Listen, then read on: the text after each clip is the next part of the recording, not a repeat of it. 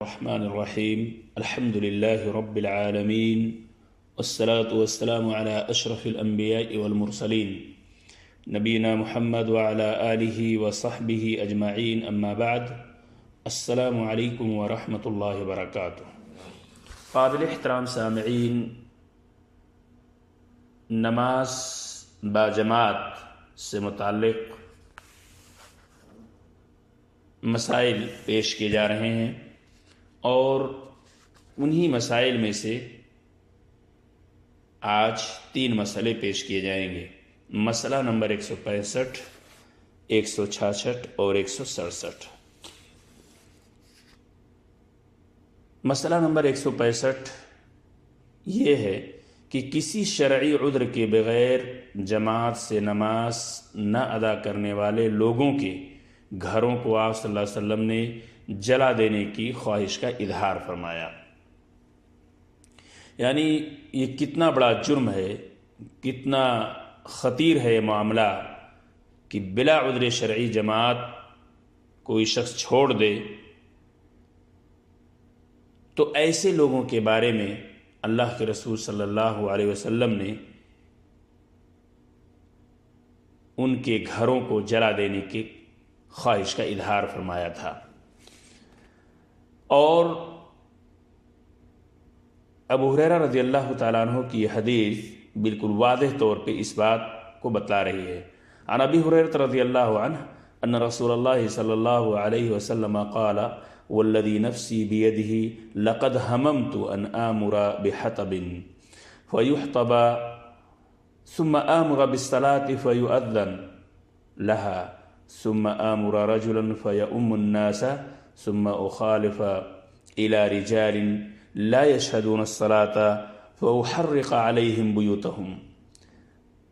سامعین کرام، حضرت ابو ہریرہ رضی اللہ تعالیٰ عنہ کی روایت ہے جسے امام بخاری نے اپنی صحیح کے اندر نقل کیا ہے۔ حضرت ابو ہریرہ رضی اللہ تعالیٰ عنہ سے روایت ہے کہ رسول اللہ صلی اللہ علیہ وسلم نے فرمایا، مجھے اس اللہ کی قسم جس کے ہاتھ میں میری جان ہے، میں نے کئی دفعہ ارادہ کیا کہ لکڑیاں اکٹھا کرنے کا حکم دوں اور ساتھ ہی نماز کے لیے اذان کہنے کا حکم دوں، پھر کسی آدمی کو نماز کے لیے لوگوں کا امام مقرر کروں اور خود ان لوگوں کے گھروں کو جا کر آگ لگا دوں جو جماعت میں شریک نہیں ہوتے۔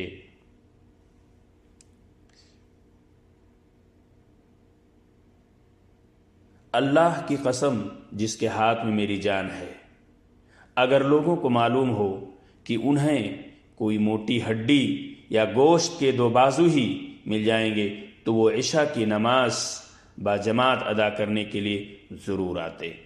اسے بخاری نے روایت کیا ہے۔ مسئلہ نمبر 166، باجماعت نماز کا ثواب 27 درجہ زیادہ ہے۔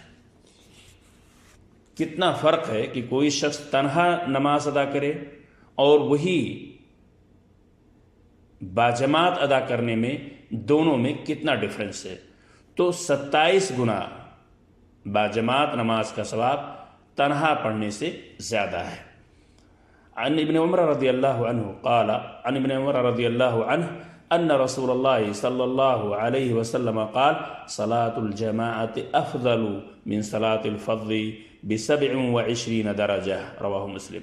حضرت عبداللہ ابن عمر رضی اللہ تعالیٰ عنہ سے روایت ہے کہ رسول اللہ صلی اللہ علیہ وسلم نے فرمایا، اکیلی نماز کے مقابلے میں باجماعت نماز 27 درجے افضل ہے۔ یہ روایت صحیح مسلم کے اندر موجود ہے۔ مسئلہ نمبر 167، جماعت میں امام کی پوری اقتداء کرنا واجب ہے۔ یہ ایک ایسا مسئلہ ہے کہ اس مسئلے میں بہت سارے لوگوں کو آپ دیکھیں گے کہ کوتاہی برتتے ہیں اور رسول اللہ صلی اللہ علیہ وسلم کی فرمائی ہوئی اس حدیث کی واضح مخالفت نظر آتی ہے۔ عن انس رضی اللہ عنہ ان النبی صلی اللہ علیہ وسلم قال انما جعل الامام لیتم به فلا ترکعوا حتى يرکع ولا ترفعوا حتى يرفع، رواہ البخاری۔